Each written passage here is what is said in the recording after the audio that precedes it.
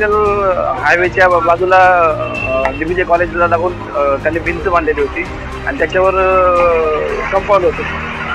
काल त्या आधी पावसामुळे ते वरचं कंपाऊंड खाली ढासळलेलं आहे आणि त्यात एक 19 वर्षाचा मुलगा त्यात मयत झालेला आहे. त्याला हॉस्पिटलला हलवलं आहे. पुढील कारवाई करतो. आपण जर हे बघितलं तर नक्कीच जेव्हापासून या हायवेचं काम सुरू झालं आहे, ज्या कॉन्ट्रॅक्टरने या हायवेचं काम घेतलं आहे ते अनेक ठिकाणी अनेक अडचणी आहेत.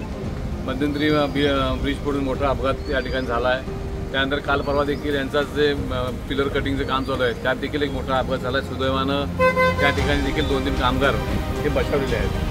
आज पण आपण या ठिकाणचं पाठीमागे वॉल जर पाहाल तर या ठिकाणी पाणी निचऱ्याचं कोणतीही व्यवस्था या ठिकाणी व्यवस्थित नसल्यामुळे मुख्यतः यानंतर जी जांभा भिंत वरती आली आहे ती या ठिकाणी कोसळलेली आहे.